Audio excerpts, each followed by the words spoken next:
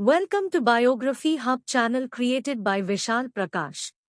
प्रेम में जिसने आराम को ठुकराया था, गिरे हुए इंसान को स्वाभिमान सिखाया था, जिसने हमको मुश्किलों से लड़ना सिखाया था, इस आसमां पर ऐसा एक दीपक बाबा साहेब कहलाया था। उनका बेटा उन्हीं जैसा कमाल कर गया, भैया साहेब बनके धमाल कर गया। डॉक्टर बाबा साहब अम्बेडकर के एकलौते पुत्र यशवंत अम्बेडकर ने अपने पिता के अधूरे सपने को आगे बढ़ाने में सक्रिय योगदान दिया। यशवंत भीमराव अम्बेडकर को भैया साहेब तथा यशवंतराव अम्बेडकर के नाम से भी जाना जाता है। एक भारतीय सामाजिक धार्मिक कार्यकर्ता, समाचार पत्र संपादक, राजनीतिज्ञ और अम्बेडकरवादी बौद्ध आंदोलन के कार्यकर्ता थे। वह रमाबाई अम्बेडकर और भारत रत्न डॉक्टर बाबा साहब अम्बेडकर की पहली और एकमात्र संतान थे। अपने पिता की मृत्यु के बाद यशवंत ने अपना जीवन बौद्ध धर्म को समर्पित कर दिया और सामाजिक समानता के लिए अपने पिता के आंदोलन को गति दी। उन्होंने देश के अम्बेडकरवादी समुदाय को एकजुट रखने का प्रयास किया और दलित बौद्ध आंदोलन में भी सक्रिय भाग लिया। वे 1942 से जनता समाचार पत्र के संपादक थे। महाराष्ट्र के लोग अक्सर उन्हें सूर्यपुत्र कहकर बुलाते हैं, जिसमें करोड़ों लोगों के जीवन को रोशन करने वाले डॉ बाबा साहब आम्बेडकर को लोग सूर्य कहते हैं। ऐसे महान सूर्य के पुत्र ने बाबा साहब के अधूरे कार्य को आगे बढ़ाने में अपना महत्वपूर्ण योगदान दिया।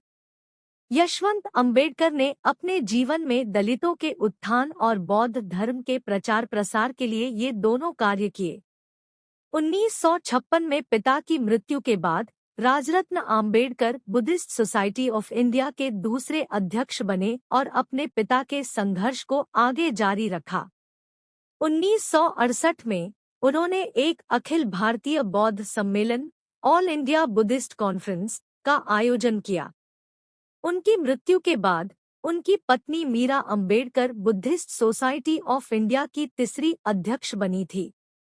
यशवंतराव भीमराव अम्बेडकर का जन्म 12 जनवरी 1912 बॉम्बे में हुआ था। बाबा साहब अम्बेडकर और रमाबाई की वे पहली संतान और एकमात्र जीवित संतान थे। यशवंत को कुल 4 भाई बहन हुए, लेकिन सभी का बचपन में ही निधन हो गया।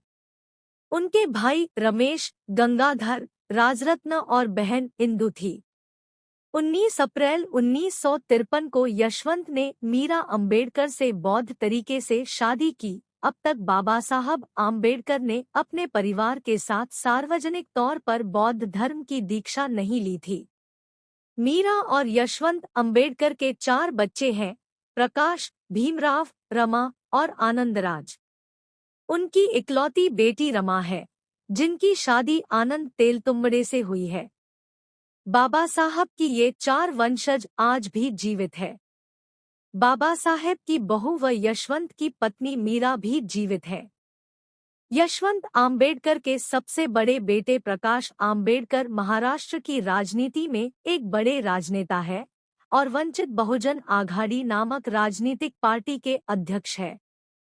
दूसरे बेटे भीमराव अम्बेडकर राजनीतिज्ञ नहीं है, लेकिन वो धार्मिक कार्यों में वे सक्रिय है और वह भी अपने दादा बाबा साहब के धार्मिक कार्य को आगे बढ़ा रहे हैं। सबसे छोटे बेटे आनंदराज आम्बेडकर भी एक राजनीतिज्ञ है, जो रिपब्लिकन सेना नामक अपना राजनीतिक दल चला रहे हैं। 14 अक्टूबर 1956 को डॉ बाबा साहेब आम्बेडकर ने अपने परिवार के साथ एवं अपने 5,000,000 अनुयायियों के साथ नव्यान बौद्ध धर्म अपना लिया।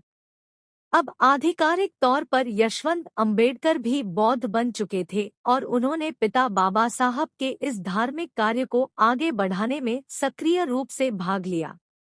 धर्मांतरण के कुछ ही 7 सप्ताह बाद 6 दिसंबर 1956 को बाबा साहब अम्बेडकर का परिनिर्वाण हुआ। इसके बाद बुद्धिस्ट सोसाइटी ऑफ इंडिया इस बाबा साहब द्वारा स्थापित धार्मिक संगठन की जिम्मेदारी यशवंत आम्बेडकर ने संभाली। 1957 में यशवंत जीवन भर 1957 से 1977 इस संगठन के अध्यक्ष बने रहे। 1958 में उन्होंने बैंकॉक, थाईलैंड में विश्व बौद्ध सम्मेलन वर्ल्ड बुद्धिस्ट कॉन्फ्रेंस में भारत का प्रतिनिधित्व किया। उन्होंने कई बौद्ध मंदिर और बाबा साहेब आम्बेडकर के स्मारक बनवाए। 2 अगस्त 1958 को पुणे के भीमनगर में उन्होंने बाबा साहेब अम्बेडकर की एक पूर्ण आकार की कांस्य प्रतिमा स्थापित की। यह प्रतिमा दुनिया की पहली बाबा साहब की पूर्ण आकार की प्रतिमा लाइफ साइज स्टैचू है। वैसे बाबा साहब का आधे आकार की प्रतिमा बस्ट महाराष्ट्र के कोल्हापुर शहर में 1950 में स्थापित की गई थी। 6 दिसंबर 1956 को नई दिल्ली में बाबा साहब आम्बेडकर का महापरिनिर्वाण हुआ था। उसके अगले दिन 7 दिसंबर 1956 उनका अंतिम संस्कार चैत्यभूमि मुंबई में किया गया। बाबा साहेब आम्बेडकर की समाधि स्थली चैत्यभूमि स्मारक का काम यशवंत अम्बेडकर के प्रयासों से पूरा हुआ। चैत्यभूमि को बाबा साहब से जुड़े हुए सबसे महत्वपूर्ण स्थलों में से एक माना जाता है। हर साल महापरिनिर्वाण दिवस पर यानी 6 दिसंबर को 25 लाख से ज्यादा अम्बेडकर वादी एवं बौद्ध लोग चैत्यभूमि आते हैं और बाबा साहब को नमन करते हैं। यशवंत अम्बेडकर ने 1972 में श्रीलंका में विश्व बौद्ध सम्मेलन वर्ल्ड बुद्धिस्ट कॉन्फ्रेंस में भारत का प्रतिनिधित्व किया।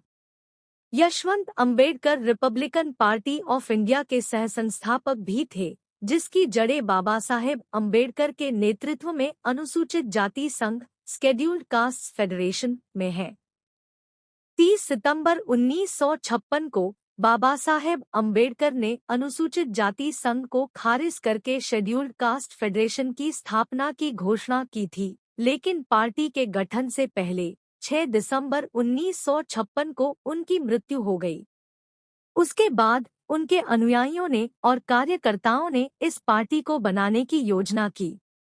पार्टी की स्थापना के लिए 1 अक्टूबर 1957 को नागपुर में प्रेसिडेंसी की बैठक हुई। इस बैठक में N Shivraj, Yashwant Ambedkar, P T. Borale, A G. Pawar, Datta Katti, Dada साहेब रूपवते आदि अम्बेडकरवादी लोग मौजूद थे। 3 अक्टूबर 1957 को रिपब्लिकन पार्टी ऑफ इंडिया का गठन किया गया था। एन शिवराज को पार्टी के अध्यक्ष के रूप में चुना गया था। यशवंत अम्बेडकर सामाजिक एवं धार्मिक कार्य करते हुए वे महाराष्ट्र की राजनीति में भी सक्रिय थे। वह 1960 से 1966 तक महाराष्ट्र विधान परिषद के सदस्य रहे।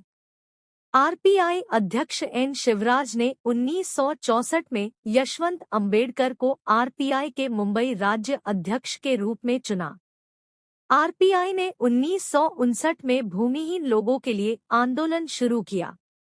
17 सितंबर 1977 को यशवंत अम्बेडकर का निधन हो गया। अपने पिता की तरह उन्हें भी 65 साल की आयु मिली। मुंबई के दादर की स्मशान भूमि चैत्यभूमि स्तूप के बगल में बौद्ध रीति रिवाज के साथ उनका अंतिम संस्कार किया गया। उनके अंतिम संस्कार में 10 लाख से अधिक लोग शामिल हुए थे।